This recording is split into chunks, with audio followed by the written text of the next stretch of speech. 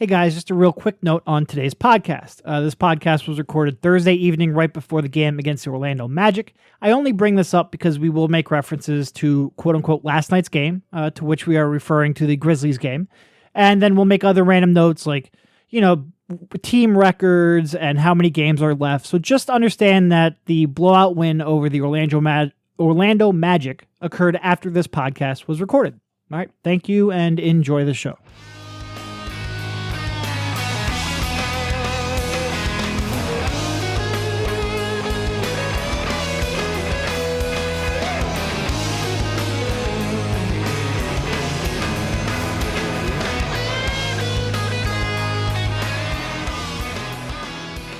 Welcome, everybody. This is Derek. I'm joined by Rich on the Sixers beat, a part of the CLNS Media Network. It's been a couple of weeks. We considered doing one last week, had some travel to deal with, but we have to talk about your fourth place Philadelphia 76ers.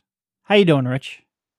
I'm good, man. There was a lot of those tweets last night. The Philadelphia 76ers are now in fourth place tweets that are just going to get a ton of engagement because people are so happy with their basketball team right now. It just, forget about home court advantage for a second, and make no mistake, the decisive game at your home floor would be huge for a team that's lost one game in the building since December 21st. But there's a psychological aspect to being a top four seed as well. Like these are the teams in the bottom half that squeaked in the playoffs, and these are the teams that are legitimate. And it's not rational. We're likely talking about a win or two at most between the 4th seed and the 7th seed, but I do think it creeps into players' minds as well. Yeah, there's something about the jump between 4th and 5th. I've heard even NBA executives, they talk in terms of we want to be a top 4 seed, or being a top 4 seed, we're in play. It's sort of like Who Wants to Be a Millionaire when you go from 32,000 to 64,000 or whatever, like when you're safe to get the money. Yeah, there's something, it's even more than the home game. There's a status that a team has with being a top 4 seed. And the Sixers, as of now, are there. And, as we'll get into, they have a pretty good chance of staying there. Yeah, no doubt. And look, there is clearly, this is a team that's lost one game at the Wells Fargo Center since December 21st. So there's clearly something about getting that decisive 7th game at home too. But yeah, there's like I said, there's almost like an air of legitimacy when you're a top 4 seed compared to a little farther down that may not make perfect rational sense, but it's absolutely there. All right. So we have a couple things, obviously a lot's happened since we last did one of these podcasts, but to kind of break it up, obviously, I have last night's win, now winning 4 in a row and 5 out of 6. Embiid and his comments on rest, whether or not he'll get any throughout the season. General thoughts on who you would want them to play, as Brett says, if they're lucky enough to make the playoffs, which, I think the magic number at this point is 3 with 12 games left. So, yeah, you're making the playoffs. He pissed me off last night. He said it again. He brought it back up, yep. On Monday, he got off of it and he said, all right, we're moving on to a new sort of a new goal, new challenge, trying to get a top 4 seed. And then last night he does if we're lucky enough to get in the playoffs. Yeah. Hey, man, it's impossible for you to not make the playoffs. Yeah, they are. Let's see. Hold on. I got the standings right here. They are 8.5 up on the 9th seeded Detroit Pistons with 12 games left. It would take a New York Mets level collapse to not make it at this point.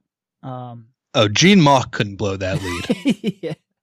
All right. So where do you want to start of that group? I guess probably just last night's game. It's the most recent. Yeah. So I thought we I think you had a good line in your recap today, and it was based off our conversations last night. It was so weird how that game felt like all of the March contests that we've witnessed over the past couple of years. It's sparse crowd that's not really into the game, although that had to do with the weather. And to be fair, some of the people who were there were having, they were pretty loud, some weird chants. Like there was a lot of fun had last night, a lot of fun. Some full skull chants going on. But the one major exception was that, in past years, there was obviously one functional NBA team on the floor, and it was the team that was playing the Sixers. The big difference is last night it was the Sixers. Yeah. And man, do the Grizzlies suck. Yeah, they I don't know what they're good at, and that's not a shocker. They lost 21 out of 22 games now. That team has absolutely no identity, which a tanking team probably shouldn't. Like if you're doing that well, then you almost by definition don't have an identity. They were a team. I mean, I know the Sixers. Yeah, I know the Sixers lost to them earlier in the season. If they would have lost that game last night, everybody would have freaked out. That team was a dreadful team. They were not a competent basketball team. They had no business being with the Sixers. Like they made a second quarter run and got it to I think 6. And at that point, there was no part of me that believed that game was actually in doubt. Like there was 100%. It's like when the Sixers would challenge Golden State a couple years ago. 100% confidence the Sixers were losing that game. There's 100% confidence in me that the Sixers were going to find a way to blow that lead back up to double digits and do it real quickly. And I think they increased the lead to like 14 in a matter of like a minute and a half to end the first half.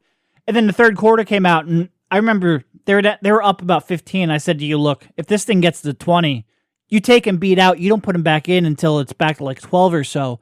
And they blew that lead. They ran that lead from 14 to 25 in the blink of an eye. And that game was done. Wayne Selden wasn't bringing them back. That would have been a borderline UMBC level upset. Yes. Yep. If the Grizzlies would have won that game. And I know, the line is everybody's an NBA team. They're not really an NBA team. And it's just, it was weird to be on the other side where you really couldn't take too much from the Sixers standpoint. It's all right. They basically executed at half speed and got whatever the hell shot they wanted. And God, the Grizzlies just bricked so many terrible jumpers, and they did what they had to do. But it was just weird. I don't think I've ever been, I don't think I've ever watched a Sixers game where the Sixers are on the other end of that. They've blown teams out before. I specifically remember a game on St. Paddy's Day last year where they beat the Mavericks by about 100. But that Sixers team, they were a lottery team still. This was a playoff team just sort of going through the motions and taking care of business and blowing a team out. It was different to see. I mean, they really just, you couldn't really take anything. And after the game, the questions for Embiid were all about Brett's comments before the game about resting him, because I mean, what the hell are you going to talk about for the game? How was how was that 4 for 10 performance from you? He's like, well, I played 20 minutes. It was awesome. Right. And that really was the key statistic for me. It was Joel played under 20 minutes. Some of the other ones, I mean, Memphis shot, I remember looking this up, 36% on uncontested shots. And sometimes that can be misleading. Like a lot of times an uncontested shot is a farther shot from the basket. Like threes tend to be uncontested, whereas a shot at the rim tends to be contested. So you look at it and you're like, oh man, how do they make 55% of their contested looks? And it's because a lot of those contested looks are at the basket. But that was a game where the Sixers you could give them a 15-footer, a 20-footer, which Memphis was more than happy to take an open 20-footer or a three-pointer. That shot wasn't going in, Rich. That shot was not going in. They did not have the personnel to convert an open look almost regardless of where it was on the floor. And the Sixers had a real easy, that was a real easy cover last night. Real easy. I don't want to say cover because they covered the point spread on a last-second bullshit 3, which is, reason number 5,064 why you don't bet on sports. I mean, that was a game that was 25-30 for most of the night. Late run and bullshit time and a 3 at the buzzer, and next thing you know, you're not even covering the spread. But it was they could have won that game by 50 if they wanted, easily. Yeah, I didn't watch SportsCenter last night, but that definitely should have ended up on bad beats. There just really wasn't a lot to talk about. It was cool though. The crowd, the Sixers giving out free hot dogs to everybody, which included us, yep. which was big. As we said, not the best dog I've ever tasted, but free food is free food. So good on the Sixers for doing that. I also think they bought pretzels and beer for all the fans on the Rights to Ricky Sanchez trip in Milwaukee. So again, good on them for doing that. But yeah, besides that, there's not really too much. And when you look at the Sixers schedule coming up, which is why, you look at 538 where they are projected to finish with 49 wins. 49 wins. That would be what, 9-3? Yeah. 49 wins, and it's because the schedule's so bad. It's because the Grizzlies, while I'm not sure we're going to get a team quite as dreadful as the Grizzlies, there are going to be a few teams that come to the Wells Fargo Center where the Sixers, it's pretty much the thing we always talk about with Colangelo drafting Ben Simmons. The Sixers, all they got to do is sign their name on the SAT for those games and just show up, because these teams are just not trying to win, and they're not very talented. Yeah, and that's why we always said, Brett Brown would always say, oh, you can't talk about how easy the schedule is. Don't fall for that trap. That's how the team and the players have to look at it. I get that. But you and I can take a step back and say these are dog shit teams. They can play their C game against the Knicks and the Nets, still pull out a win. They could just show up, take the floor, and they're going to beat the Grizzlies. And next thing you know, you're on a 4-game losing streak. You're not even really playing your best ball of the season. And you're sitting here at 40-30 with 12 games left. Rich, is 50 wins actually in play? Can they go 10-2? I know 538 said, project the 9-3. Can they go 10-2? That sounds insane. It is still probably insane. It's very hard to go 10-2, add in the 4-game winning streak, and you're at 14-2 run. It's very hard to end a season like that, even against dog shit competition. But they really do have a lot of winnable games. Yeah, I wouldn't bet on it just because I think there's a chance they might have 49 on the last game of the year and just sit all their guys. There's that could happen. But that's another status thing, man. The difference between 49 and 50 is a big deal for some reason. Just that nice round number. 50 you get considered to be at least somewhat of an elite team. So yeah, they basically look, man, have, they got Brooklyn at home, yep. Dallas at home, the Knicks at home. At Atlanta, at Detroit, who's going to be done by then, at Orlando tonight. It's like Brett always does say you can't look at the standings and just expect to win. And that might be true earlier in the year because, again, the Sixers, it's well documented. Some of those losses in December were terrible. But the difference between tanking teams in December and March is kind of a big deal. Right. So looking at the schedule, they have 4 marginally tough games. They've got the Timberwolves coming up on Saturday. They have the Nuggets, who've been struggling a little bit, have kind of fallen out of the playoff picture in the West, but are still a competent, good team. They have, let's see, who else? The Pistons, who have just completely fallen off the face of the earth since the Brook trade. And then you have, what did I say? Brooke? Jesus Christ. Brooke. Yeah, since the Blake trade. And then you have, I can't speak at all right now. And then you have the Bucks on the final game of the season, which who knows what to expect on that game.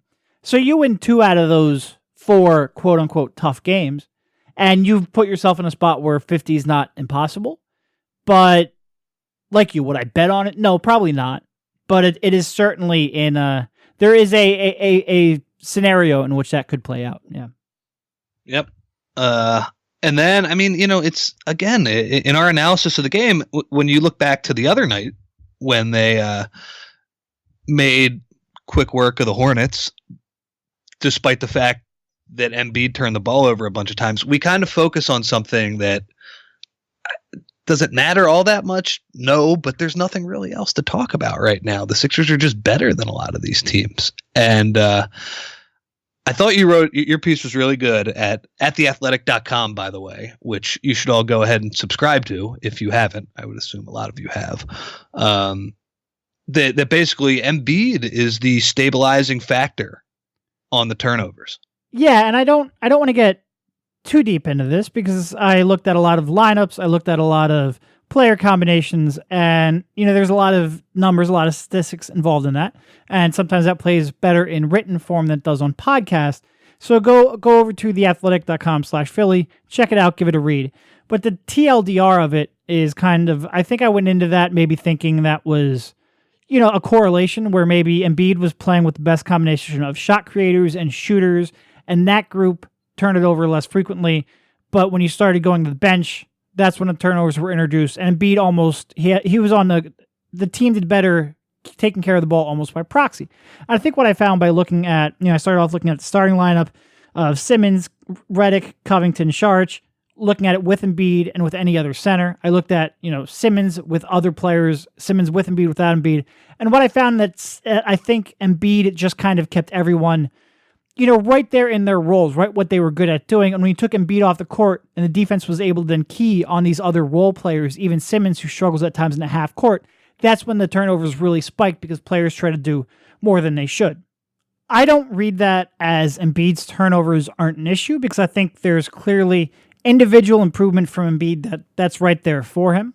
He's still not consistent at all handling double teams. Nope. It's frustrating because sometimes he'll make the perfect read and see it quickly and throw a bullet. But then, God, there are other times where he just dribbles out and he ends up sort of falling near the sideline. That's just, you can't have that in the playoffs. And I do think teams are going to double the shit out of him in the playoffs. Oh, yeah, for sure.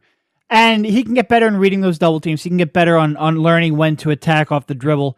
I made a tweet way early in the season that Embiid should be limited to 2 dribbles, and by and large, I still generally feel that way. Nothing good ever happens after that third dribble. And there's just so many paths that you can see where he can improve this, real one flaw that he has in his game on either side of the court, which is, again, ridiculous to say and sounds crazy when I say it, but that's like his one real flaw, and you can see that being improved, and that would help the team greatly.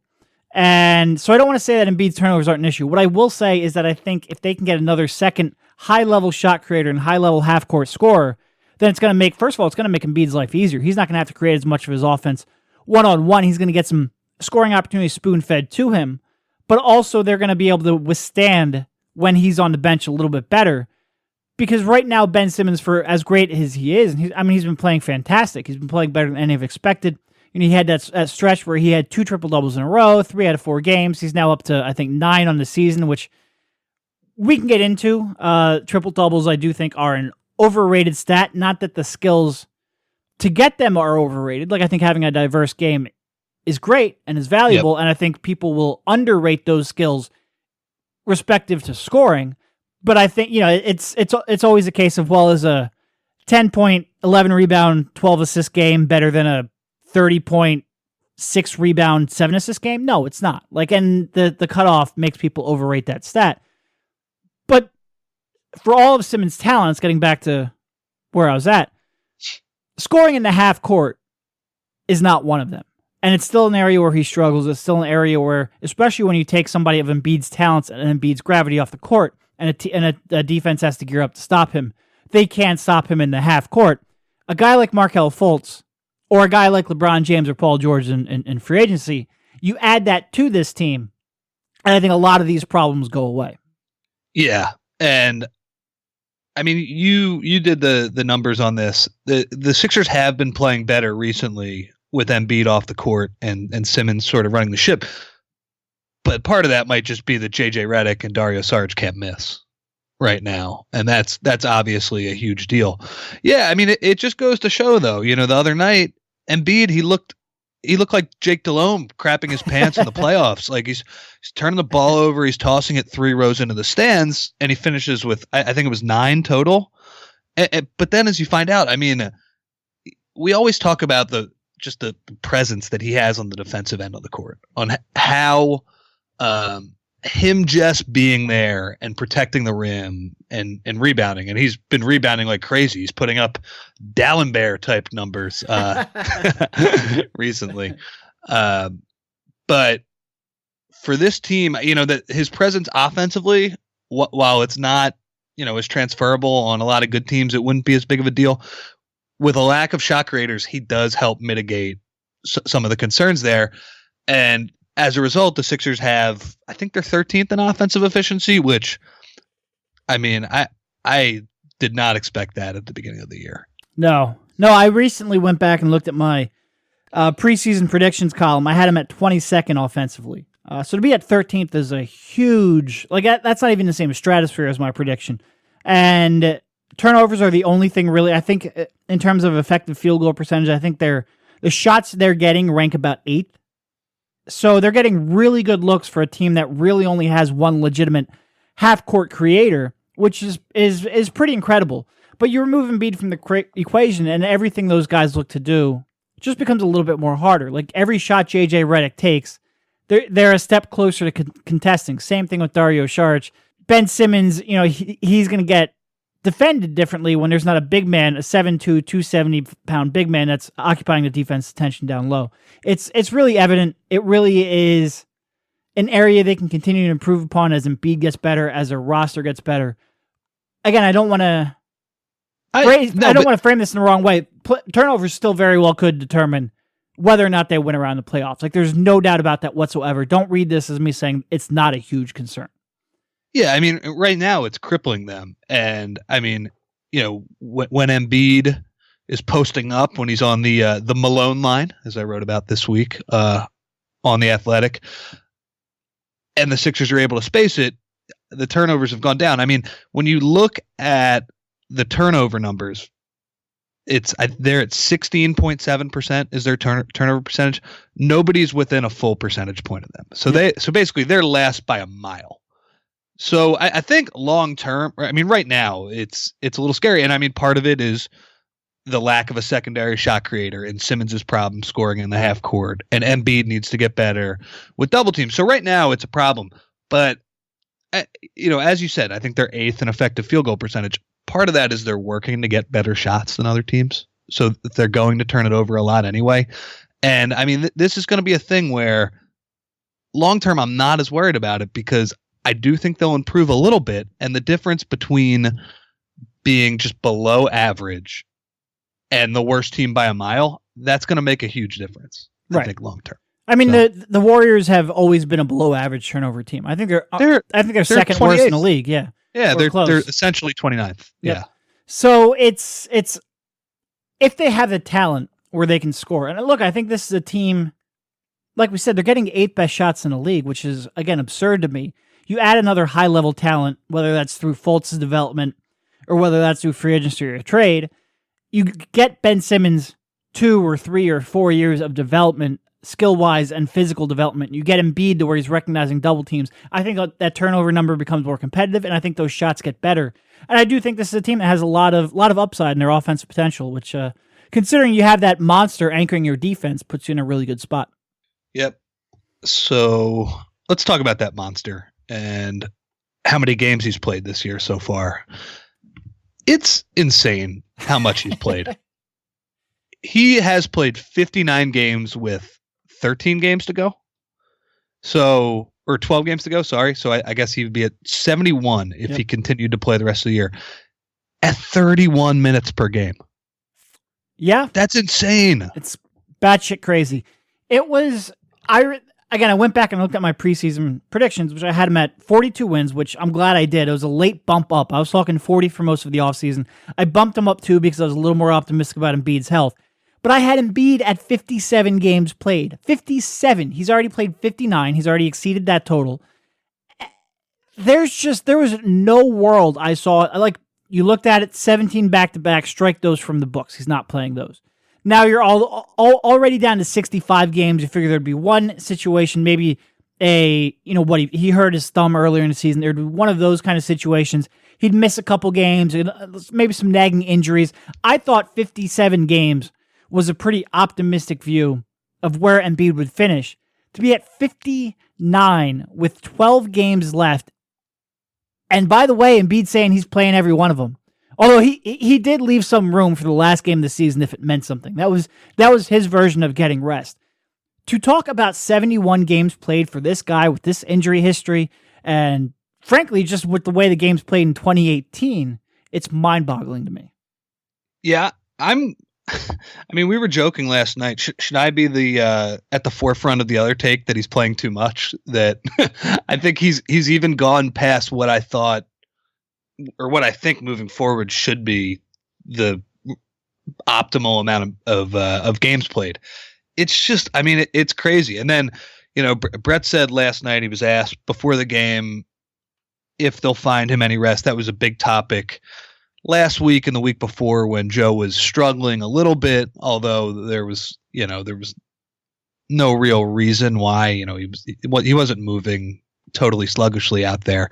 And Brett basically said, no, there's no plan, at least initially. Maybe, or not against the Magic, but maybe they would like to get him a game down the stretch. And then Joel after the game basically said, I'm not sitting out. maybe the last game if the seed's wrapped up, which it also jibes with what Brett said. He basically was like, it's not going to be without a fight, that decision. And I think that kind of gives you a decent picture of how things go behind the scenes and who is driving the bus there, so to speak. But yeah, I mean, it's crazy. And he, we talk about the good thing about this stretch too, at the end of the year, last night they were able to play him 20 minutes. So it's a much easier decision for them to say, all right, yeah, we'll play on the, it's easy. Fine. Go ahead, play on the back-to-back. You barely broke a sweat last night.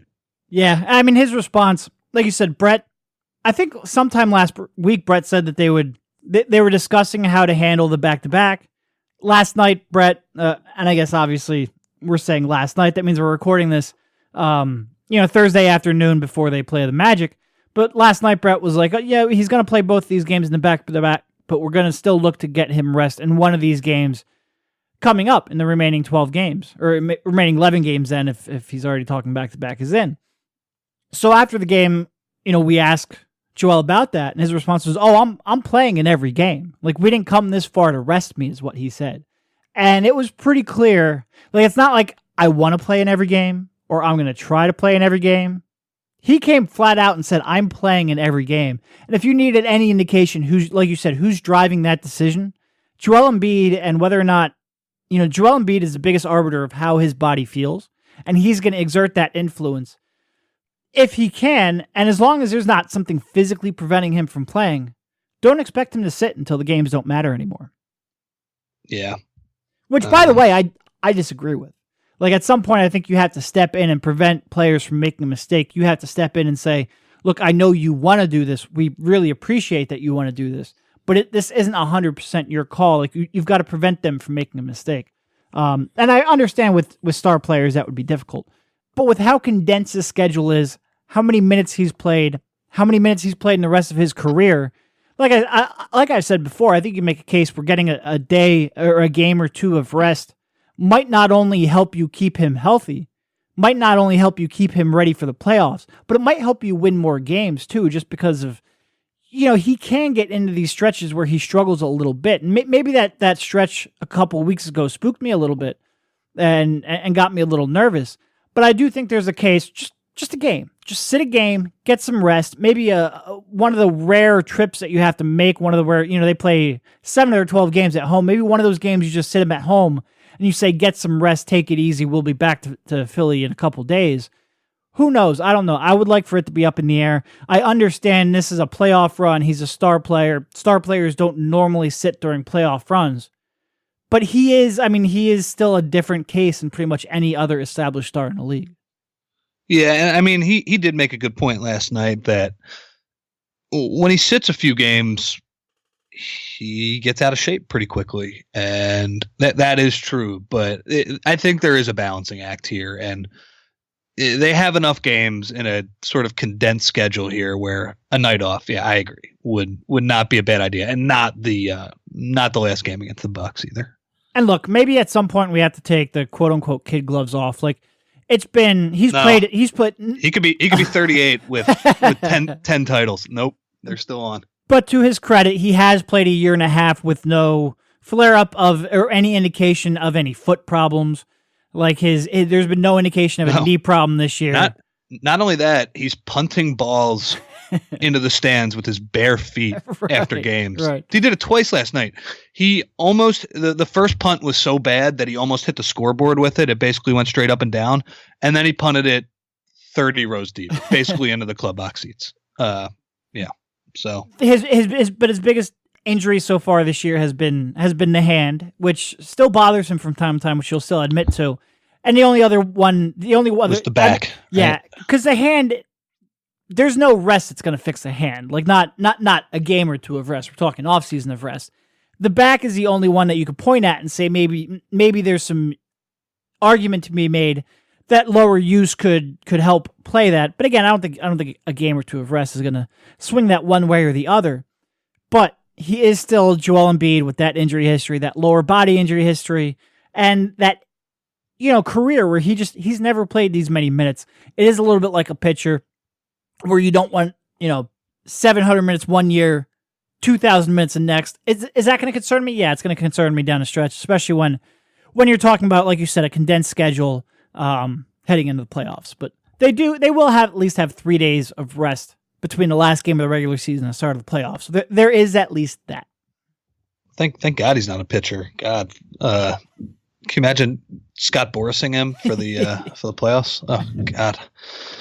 Also, could you imagine a 7-2 guy on the mound? That would be terrifying. That'd be terrifying.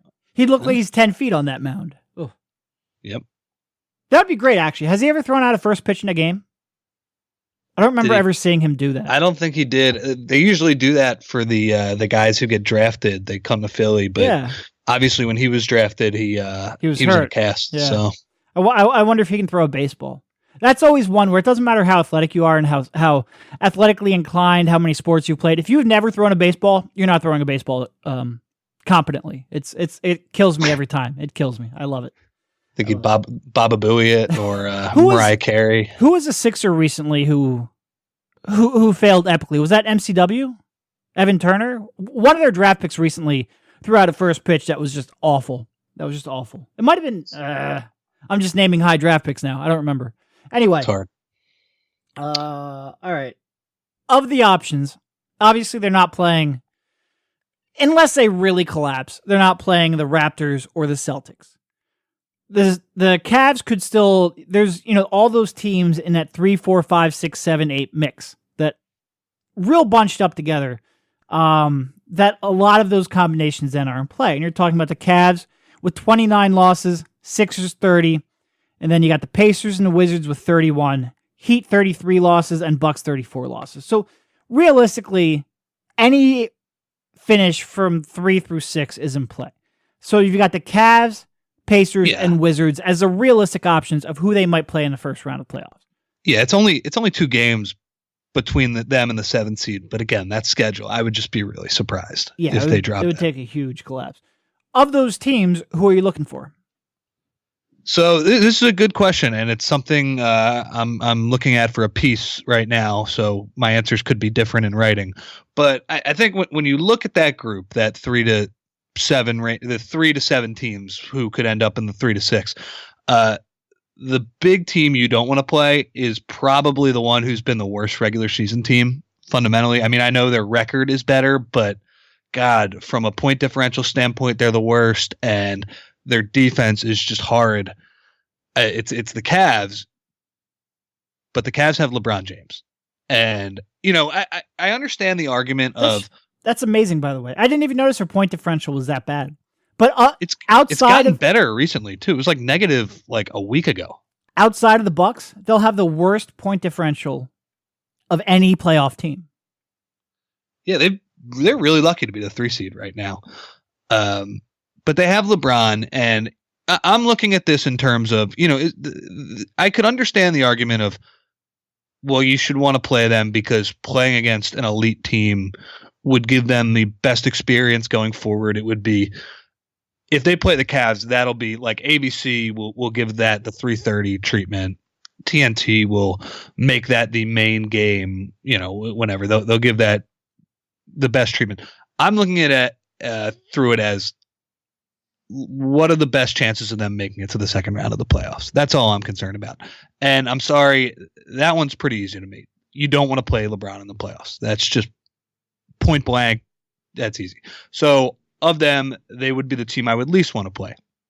Then, to me, I think the next team I wouldn't want to play is also pretty simple too. That would be Washington. And obviously John Wall, there's still some uncertainty there, but that is a team that has won around multiple times. And the Sixers have sort of, Brett said it a couple last week when they played against the Pacers. They've kind of just traded wins against all the rest of these teams. They've basically they've taken care of business at home for the most part and lost on the road. The Wizards are a team, Beal and Wall, that scares me. And then I would say of the other two, I would put them in a tier, Indiana or Miami. I guess I'd want to play Indiana more than them, but those would be the 2 teams that you would prefer to see in the first round, in my opinion. Which is funny because I don't think Miami's that great of a team. Like we've talked before about how they're overrated, but they do seem like they give the Sixers problems. They play such a physical style of defense. that they've given Embiid problems. They've given the Sixers shooters problems. Some of those games have just been ugly. And I think they're 2-2 against the Heat, but I feel like both of those losses came towards the end. I think the last 2 games they played them, they lost. So maybe it's just a little bit of recency creeping in on me. But some of those games were ugly. They're a weird team. I don't think they're a great team, but they might be a bad matchup for the Sixers. But then again, you also get to the point where it's more of a half-court game in the playoffs. You figure Miami's going to struggle to score against the Sixers. But anyway, I do agree with... Go ahead. Man, it's hard. Like, I have no idea what the Sixers are going to look like in the playoffs. No idea. It's fun, isn't it? It's a little bit fun. It's awesome. Yeah. But like Brett says all the time, the playoffs are a different sport. And that's true. I just like Ben Simmons. I have no idea what that's going to look like in the playoffs. Nope. Are teams just going to go under? I mean, they're definitely going to go under every screen, but is he going to be a guy that just gets his points in such a unique way, and when he's going in basically such an unstoppable way that teams are going to struggle with him, or are the weaknesses going to be so pronounced that they're going to be a lot worse? Same thing with Joe and the turnovers. I have no idea what they're going to look like. I have pretty good confidence that they're going to defend well, right. And especially once they get locked in and understand the scouting report. But like for the offensive end of the floor, I have no idea what this is going to look like. Yep. Yeah. It's really so true. And I mean, there's so many, like, I still feel like the starting lineup is going to find a way to have success. Like, I have confidence in that group. The skill sets just fit so perfectly with the way Dario's turned into just this elite shooter and a secondary playmaker and a passer. The way that Simmons has that kind of space that he needs, and Embiid can be your first option and can quote-unquote quarterback the gym, another phrase that Brett loves, at times. Those are all just set up where they can work off of each other very well.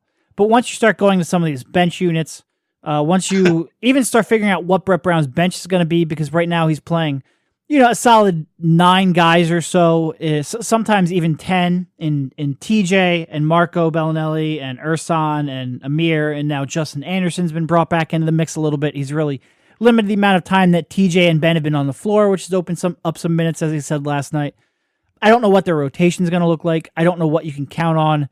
A guy like Justin Anderson in the playoffs. I don't know what you can count on TJ right now, who's in a really bad slump and has really struggled since since getting that triple-double against the Knicks, but for quite some time now. It is going to be interesting. It's going to be fascinating to watch how other teams game plan, how a coach who has 7 games to prepare for and adjust to what Ben Simmons is doing and take away his strengths. It's going to be fascinating to watch how that happens. But going back to the kind of the question, I do agree with you, avoid the Cavs. Not really as a person covering the team, because I think that would be the best storyline by far. That'd be fun. Yeah. The attention that would be on the team nationally would be fun. The storylines that you would have both on and off the court would be fun. The matchup in terms of winning would be a little tougher.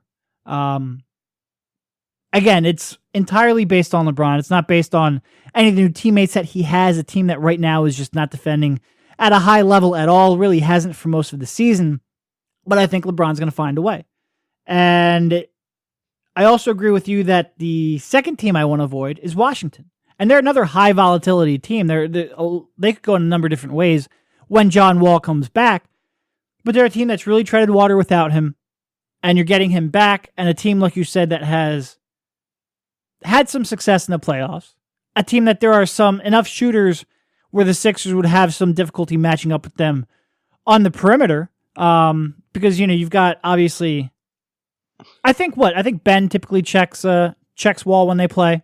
And I think he could guard him pretty well in a playoff series too, especially as the series goes along. Because, I mean, we have no idea what Wall's going to look like when he gets back. And he's like last year in that Celtics series, he struggled in the half court. Yep. No, he did. But then you have Covington on probably Beal. Actually, not Beal. It would probably be Porter because of the height differential. And then you've got to deal with Redick trying to cover Beal, and that's the one that probably scares me the most of those matchups.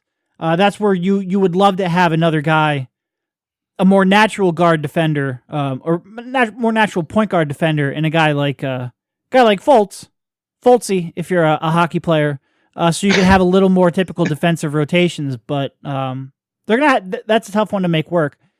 Again, they're a high volatility team.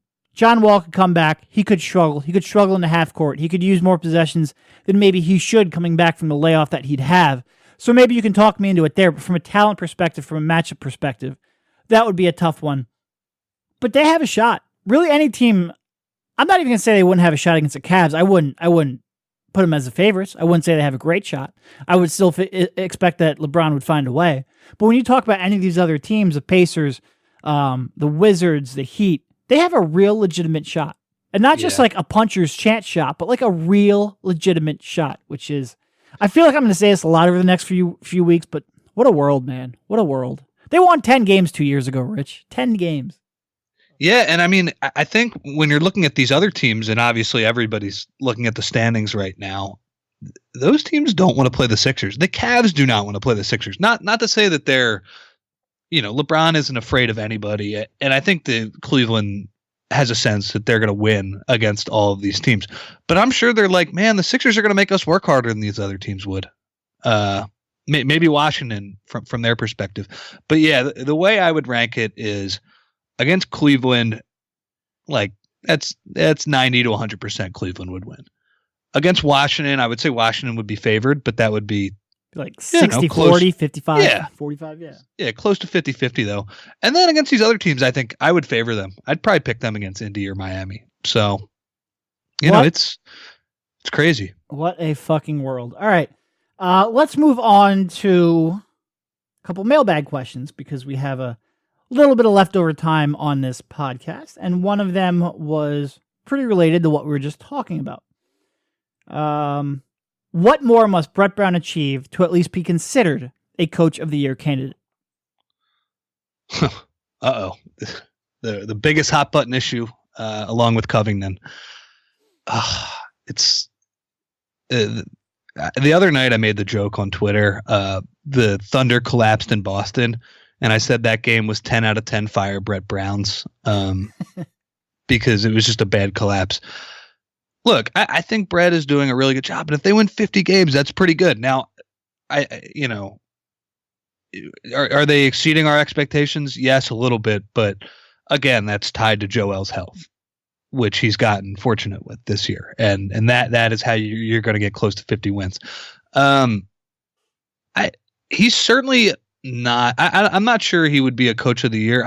Who would you say are the front runners in that category? Maybe Stevens, maybe Dwayne, D'Antoni, just all the guys towards the top of the list. And Casey would be a third guy I'd throw in there. Yeah, for sure, because they've changed their style and have had an awesome year. It's Coach of the Year is a tough one because shit, I'd still give it to Pop. I think he's the best coach. I mean, he's the best coach every year. Yeah, it really is a Greg Popovich award. And for them to be at 42-30 with 8 or 9 games of Kawhi is borderline mind-boggling. I mean, they're the second. Marcus Aldridge 33.4 minutes per game. Who do you think's second on their teams in minutes played? On the Spurs? Yeah, Danny Green, Patty Mills. Oh wow. Third is Kyle Anderson. On a 42-30 win Spurs. Yeah. Nobody's gonna give Pop the award because they came into the season with high expectations. But they came into the season with high expectations because of Kawhi Leonard and because they still have, experience in Aldridge and Tony Parker and Manu, who are, 20-minute per game role players at this point in their career.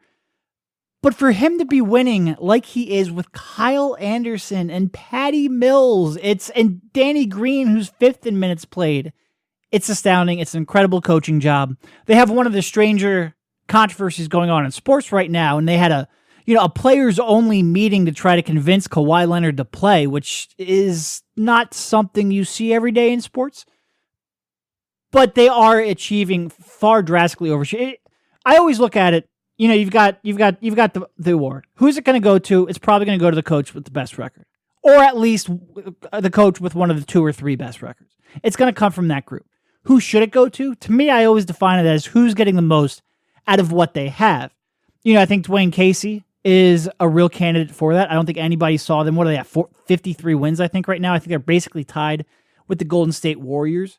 Terry Stotts, I would throw in there. For sure. But everybody thought the Raptors should blow it up and that their run was over. And here they are with the best record in the Eastern Conference and basically step for step with the Golden State Warriors. But in terms of getting the most out of their talent, to me, I would also throw in Pop. And I would also throw in Brett Brown. There aren't many coaches getting more with what they have than Brett Brown at 40 and 30 with the Sixers. So should he be in the mix? Yeah, he should get some consideration. Is he going to win it? No chance. No chance. And I don't think that's necessarily wrong. I think there's a lot of coaches doing a great job this year. But I do think he at least has to be, like, if you're sitting here and you have a vote for Coach of the Year, I think his name has to at least cross your mind.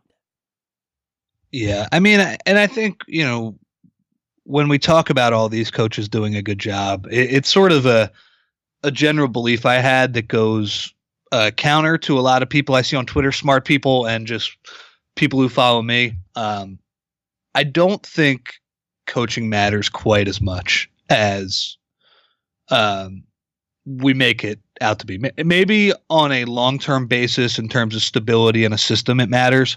But like on a night-to-night basis, I'm not sure it matters quite as much as people think. It has to do with your talent level. Like Eric Spoelstra, I think, is doing a fantastic job this year. His roster is not that good, though, which is why they sit at 7th in the East. That guy has proven to be a good coach for a long time. Like, I think he's a better coach than Nate McMillan, but Nate McMillan has done a good job this year. Basically, I'll just put it this way in terms of Brett. He's not one of the worst coaches in the league. He's No. he's doing a good job with this roster. If you want to just say he's doing what's expected of him, that's fine. I think he's going a little bit further than that, and he has laid the groundwork for this team over losing seasons, which is not an easy thing to do. In creating, I wouldn't just say like a culture. I'd say like a playing style and sort of an unselfishness, a general thing that the Sixers have going. Brett has done a really good job. He's definitely not going to win Coach of the Year, but yes, like I think the Sixers should be very happy with the job he's doing. Do you think, and this is selfishly speaking because I don't, I'm sick of these conversations. Do you think we're past the fire Brett Brown every time they have a bad game reaction? No. If they lose to the Nuggets or the Wolves over the weekend, we're going to get a ton of those. I'm sorry. It's awful. There are people who tell me on Twitter that I've never played basketball because I defend Brett Brown. Like they just randomly assume I've never picked up a basketball before because I have this take that I don't think he's a bad coach. It's ridiculous. I would love to get to the point. I think Mike calls it coaching bloodlust. Yeah. It's very true. It happens in many markets. This is not something that exists only in Philadelphia, but it is very, very frustrating. And that's not to say some coaches don't do a bad job. I mean, God, I watched Eddie Jordan. I watched all of those games. That was bad. I watched Jason Kidd a lot this year. I would say he was doing a bad job too. Ranting about Eddie Jordan is what got me my spot at Liberty Ballers. Like, no joke at all. And by the way, if I don't get that spot at Liberty Ballers, I'm probably not here. I probably don't have this career. Like, it was a legitimate break. And I got that because I went in on Eddie Jordan every chance I got. I interviewed Eddie Jordan. I'd met Eddie Jordan. Like, there's a chance that he could have explained away his reasoning and I would have bought it. Never going to happen. I swear to God, Rich, not to get on an Eddie Jordan rant, but I'm certainly not against criticizing constantly, incessantly, if need be, a coach. Like, I did that with Eddie. I did that with Doug Collins. They can certainly make mistakes. This team right now is not held back by coaching, and I think it's pretty clear that they have gotten a lot out of what they have. But again, I don't think that means he's going to get any serious run for Coach of the Year. No. There's a lot of good teams right now. Now, if he's here in a couple of years and they approach 60 wins, then he will be in that conversation. Yep. And by the way, Coach of the Year is a little bit like a Lifetime Achievement Award, too. Your prior track record shouldn't matter. It's Coach of the Year. But it absolutely does matter in raising your profile and proving to other people that, you kind of have an impact on what's going on. So it's like best director at the Oscars. Sometimes they just give that to the guy who hasn't won, who's made a lot of good movies. Absolutely. And MVP sometimes, too, because voting for Michael Jordan every year gets boring. Yep. All right. So next question we have. Hold on. I lost the. Where in the hell are? Here we go. Sorry, too many windows, too many tabs.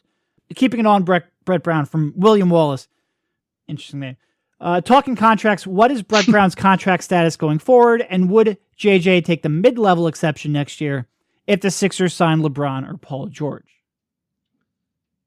What Brett is 2 more years after this, right? Or is it 1 more year? 1 more year. Yep. 1 more year. Yep. So he signed a 2-year extension. 2-year extension. That's when these weren't related. They were talking beforehand. Discussions about the extension happened before Jerry Colangelo came, but it was announced pretty much right after Colangelo joined the Sixers in December 2015. So Brett had, the 2015-16 season left on his contract. They gave him a 2-year extension, which took him through 2018-19. Yep. And I would imagine that he will, they got to keep performing. They can't have a disaster next year, but if they continue this upward mobility and are a top 4 seed, I would imagine they'll take care of him. As God, you see Embiid last night tweeting that he found a way while insulting Colin Cowherd to also say that coach deserves a lot of credit. And as for Redick, if they do sign LeBron, then they will be over the cap or right at it. So that basically leaves what, the room mid-level exception? Yep, which I think for this year was a little over $5 million. Would he take that? Maybe. I mean, you could also spin it, say, hey, JJ, we just paid you $23 million. So basically you're making, $14.5 million over the last 2 years. That's right around the area he wanted in free agency this season. So, and when he signed right away, both he and Colangelo made the point that, yes, this is going to be for 1 year, but we see this as a longer term type of thing. And I think basically what the Sixers almost assuredly did there was they told him, hey, we're going to go take a swing for the two guys that the mailbag question mentioned. We're going to go take swings at the star level players, Paul George and LeBron. And if we don't get them, then we're going to re-sign you. Probably at a smaller number than you got this year, but when you weigh out the 2 years, it's a pretty good chunk of change. And God, if they sign LeBron, JJ's never won a ring. He clearly likes playing here. He likes playing for Brett. His wife likes playing here. Does she? Yeah, she's based up in Brooklyn. They wanted to be close to Brooklyn. Yeah, she wanted Brooklyn though. Yeah, she did. I guess this is the next best option that was available. But yes, again, he has that really nice apartment in Brooklyn, and he can commute between the two places. I was talking with him after the Knicks game a few weeks ago, or last week. I said, it seems like you play pretty well up here, and he's like, yeah, man, I get to wake up with my kids. It's awesome. So again, you get the 4 games up there every year. So I think, look, we're still a long ways away. Again, we have no idea what LeBron will do, but if I had to guess, Redick will be on the team in some form next year. That would be my guess. I'm not saying that with any sort of certainty, but it's just the feeling I have right now.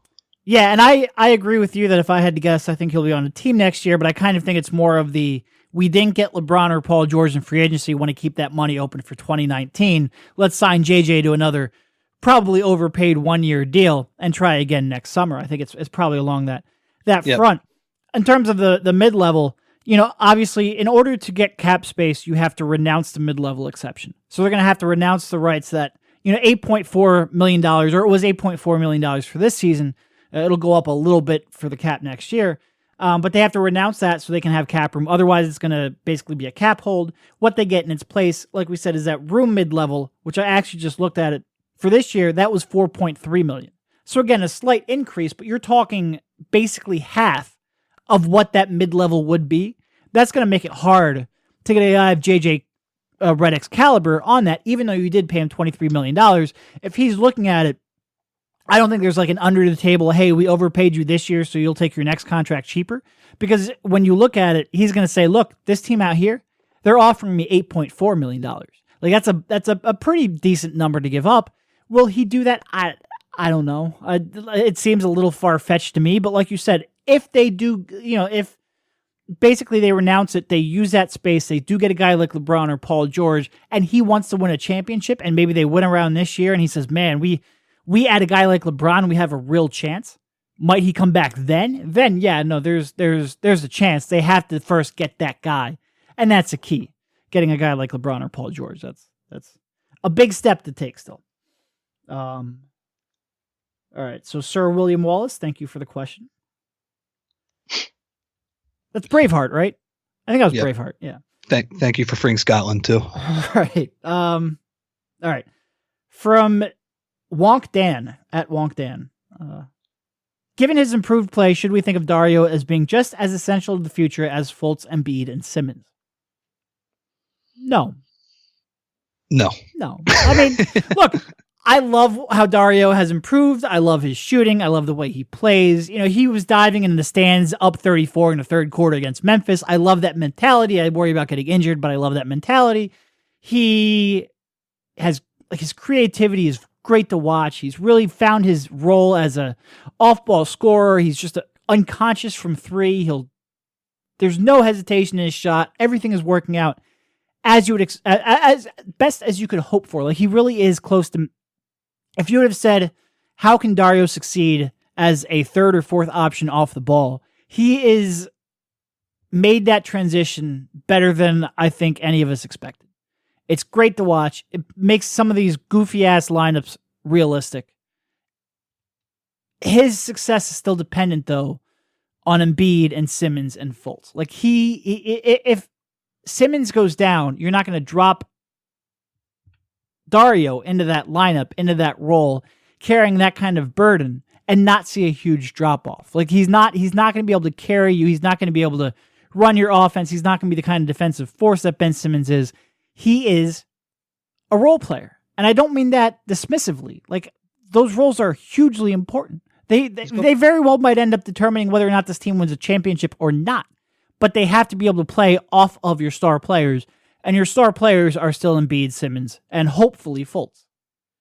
Yeah, I mean, he's going to make a shit ton of money for being a role player, and deservedly so, once his contract runs up. Those guys, Simmons and Embiid, and hopefully Fultz. We'll see if Fultz can get there. But Simmons and Embiid represent two-way studs. Dario, if you've noticed recently that the Sixers, that they switch all the time, Dario has been fantastic this season. But if you notice, when like a water bug type of guard gets switched onto him. Another great Brett Brown term. Water bug, yep. By the way, check out Rich's column on The Athletic Philly, theathletic.com/Philly, where he goes over some of Brett Brown's terminology. Not necessarily NBA terminology. A lot of what Brett Brown says and how he kind of, how Brett speaks the language, which was a great read. But go ahead. Thank you. And yeah, he when a smaller guard gets switched on a Dario, he has gotten roasted a lot recently. And look, I mean, the Sixers with Embiid, even when they're struggling recently, still an above average defense, still really good. But I mean, he is better as an off-ball player. That's the one thing I don't really agree with. I've seen this on Twitter and different writers say, oh, Dario needs to be on a better team. It might have been Bill Simmons, where he's like, we need to get him on a team where he has the ball all the time. And in terms of like just like watching basketball and just being a league pass junkie and an entertainment value, that might be true. Like Dario, his passing ability might get a little bit minimized on this team with Simmons. But in terms of like effective basketball, he's an off-ball player. He's a secondary scorer who can also make good reads in the half court. And he's not a great defender. He's smart enough and he works his ass off, and I'm thrilled with his progress on that end. But yeah, he's not on the same level as those guys. No, and that's not like that's not a slight towards Dario at all. Like, I mean, Joel Embiid is a top 10 player in the NBA. He has top 1 player potential. Ben Simmons, if he corrects his jump shot, he has top 10, maybe top 5 player in the NBA potential. Like, the fact that Dario isn't in that tier, I don't look at as a slight at all.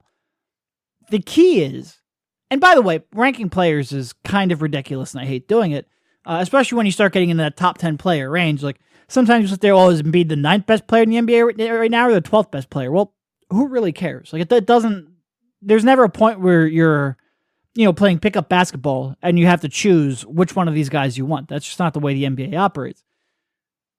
But Dario is the key to this season, the key why his development has been a success, is that a play style he previously had. I remember us watching Efes for a couple years and going, all they do is put him off the ball, put him in pick and rolls, ask him to shoot, and occasionally make a read when the defense closes out on him. Like, this is a guy with elite passing, elite creativity for his position. He can do a lot more than what they're asking them to do. But over years, he's kind of gotten used to that role. He's gotten to where he can succeed in that role. And that's key for him because, like you said, creating at a high level the way he did maybe at lower levels, especially when he was in Croatia, might not be in his cards as an NBA player going against NBA level athletes in competition. But the fact that he is now a knockdown three-point shooter, and I remember looking it up recently, with Embiid on the court since January 1st, he's shooting 49% from three with Embiid on the court. That's insane, and that's also really hugely important. The fact that he's shooting like that, spacing the floor for Simmons and Embiid, can now get those kind of closeouts because defenders have to respect that shot, open up driving lanes, open up passing lanes, everything's kind of working the way you would want it to. But does that mean the fact that he's filling that role at a borderline elite level mean he's now as important as the guys who are putting him in that role? No, it doesn't. Again, not a slight at all. Shout out to Dario. Great season. Incredible season. All right, from the best people, MCK Frank on Twitter. Any parallels with the Sixers' recent defensive slide and the addition of Ersan and Marco? Well, I wish I did a little prep for this one. My guess would be yes. I don't think it's completely their fault. I think, for a couple of weeks there, Embiid looked sluggish, just flat out, and that is the reason they're such an elite team. And if he takes a step back, then you're sort of in trouble there. But I mean, when you watch Bellinelli in particular is not a good defensive player. No, he's awful. He's got, I think Brian Ward from Depressed Fan used to call Nocioni cement feet back like a while ago. That's a hell of a shout out, by the way. Hell of a shout out. He has cement feet on the defensive end of the floor, and just looking at it now since Marco started playing, the Sixers defense. It's been worse. Simmons and Saric have worse defensive ratings than Bellinelli does.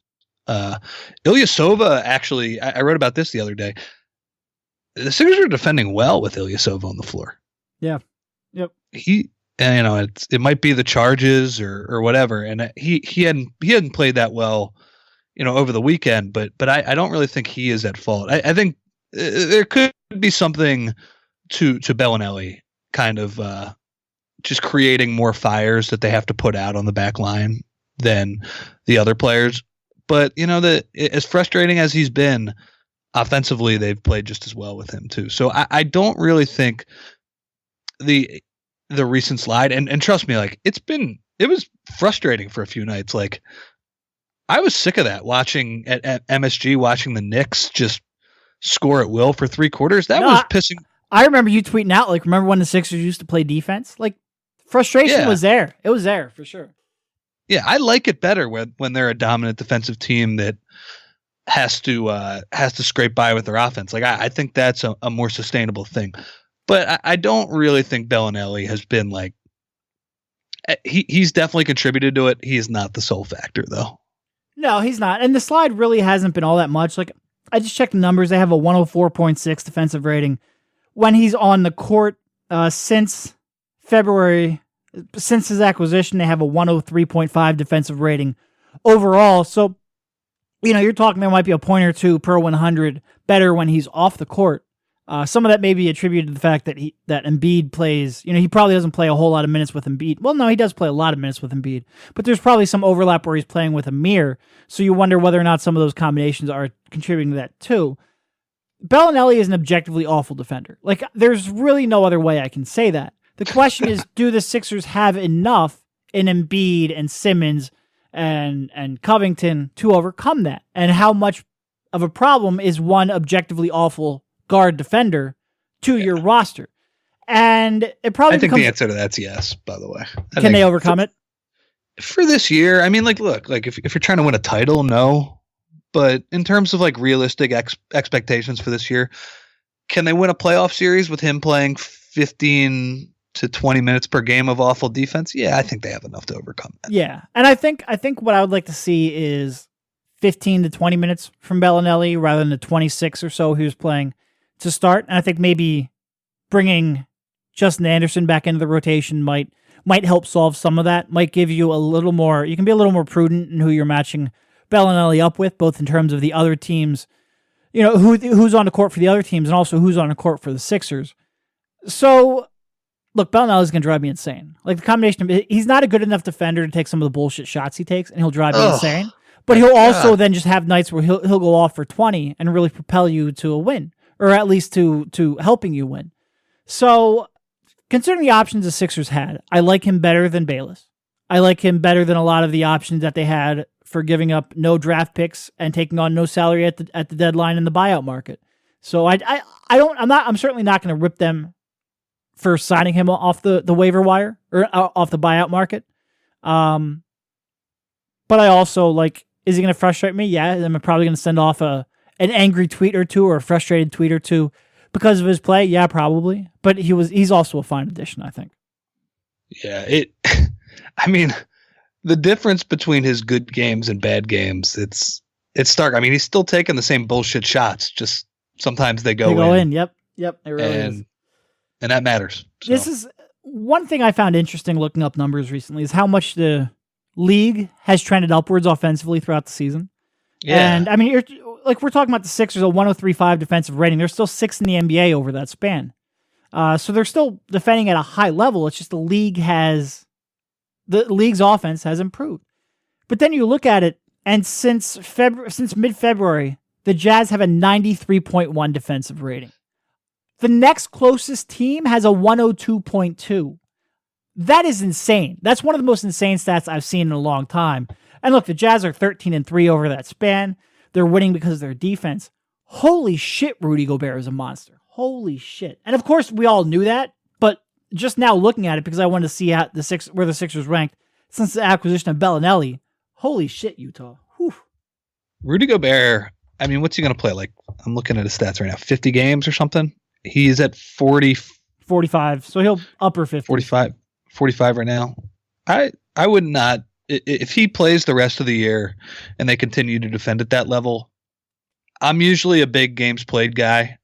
If he got Defensive Player of the Year, I would not be too stressed out about that. No, and he's probably, him and Dre are probably the only two real contenders to Embiid. And I think Gobert might end up getting it with 57 games played or whatever. Like, the fact that Embiid might play an extra 13 or so games, Gobert has A, the credentials, and B, the reputation, where I could certainly see him winning that award even with that few games played. He is, I mean, it's trillions. I remember during the height, and people kind of get on me sometimes because I was a Noel guy, and I still believe in Nerlens Noel's talent, but there was a debate in Liberty Ballers Land going back a few years about Noel's defense or Gobert, and I was very firmly on the Gobert side, and I'm very happy I may have overrated Noel at times, but I didn't go that far, which shows you how much this fan base believed in Nerlens Noel.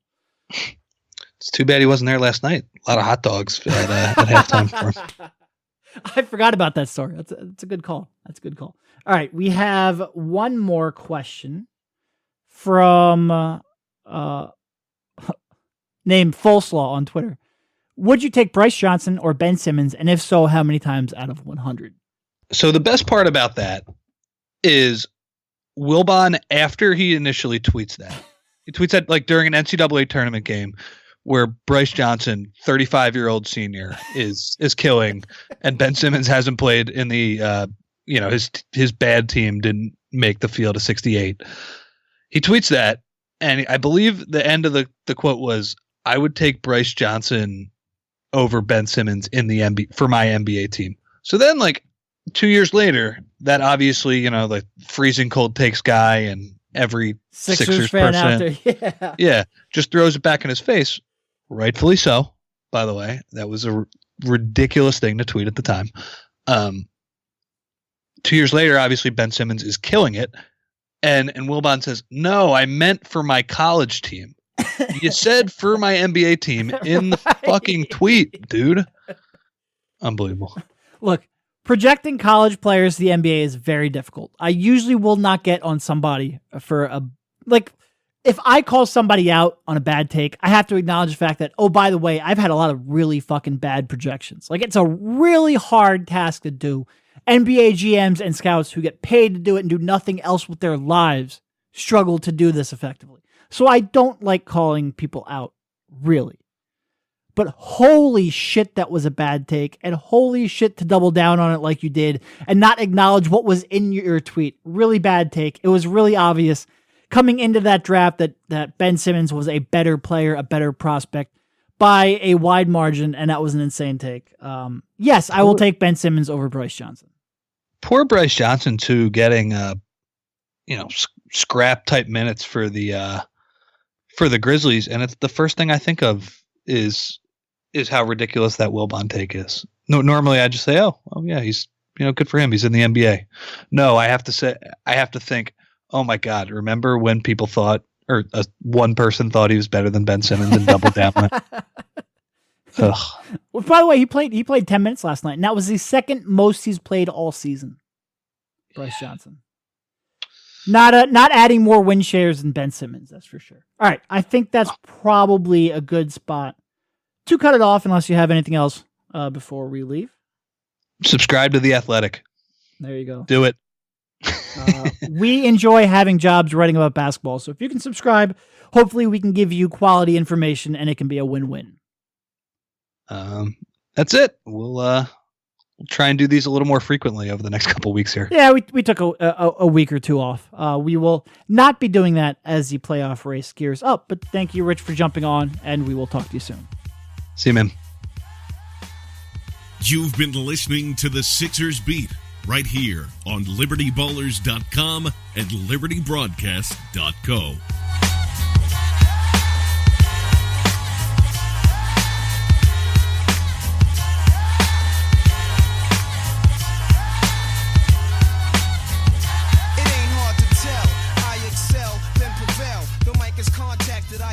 Clientele. My mic check is life or death, breathing the sniper's breath. I exhale the yellow smoke, a Buddha through righteous steps, deep like the shining, sparkle like a diamond sneaker.